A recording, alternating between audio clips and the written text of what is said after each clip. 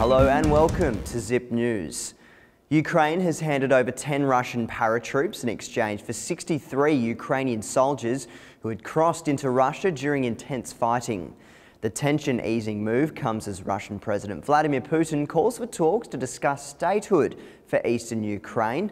Putin was widely condemned last week after NATO confirmed Russian troops had moved into the country, prompting the European Union to give Russia a one-week ultimatum to reverse the action or face harsher sanctions. It's not yet clear whether President Putin is advocating for the separation of Ukraine's east into a separate state.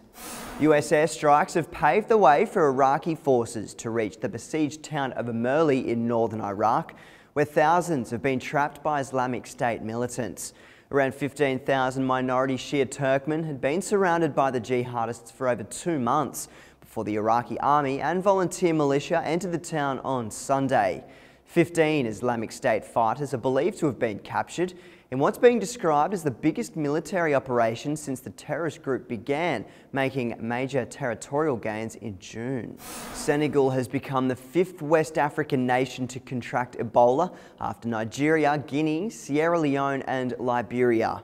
The case marks the first time a new country has been hit by the disease since July, and comes just after the World Health Organization warned the total number of cases could reach as high as 20,000.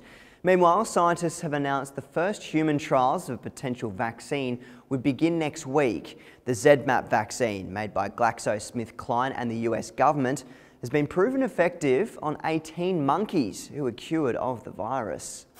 The funeral of Michael Brown has done little to ease tensions in Ferguson, with protests resuming in the Missouri town.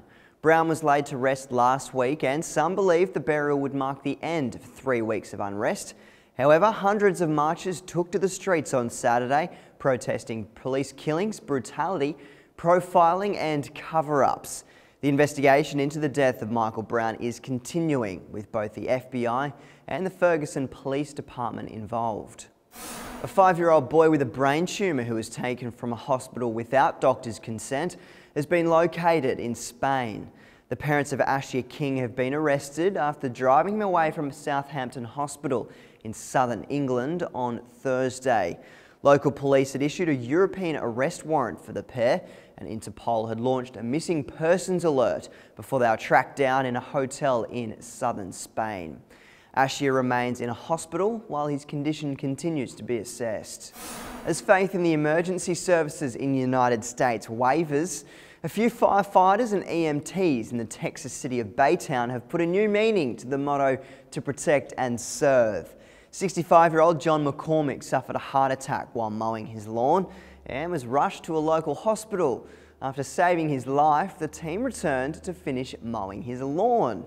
A neighbour discreetly took a few photographs and posted them on social media before the kindness went viral. An explosion has leveled a 4-story building in Paris, killing at least 4 people and leaving others trapped in the rubble. A 10-year-old and a teenage boy were among the dead. An 80-year-old woman was also found alive in the debris but died while being taken out. A local gas company said that no leaks had been reported, though residents remarked that the company had been working under the sidewalk in front of the building in recent times. Investigations into the cause of the explosion are continuing. 4 years on from an Icelandic volcano eruption that caused chaos for air travel, the country temporarily raised its aviation warning level due to a fresh eruption. The Bardabunga volcano released more lava on Sunday, prompting the move, and is the 3rd eruption to happen in the area in the last week. This one was more intense than Friday's, with around 10 times more lava, though due to the lack of ash detected, the warning was reset. Still, airlines will certainly be keeping a keen eye on the region.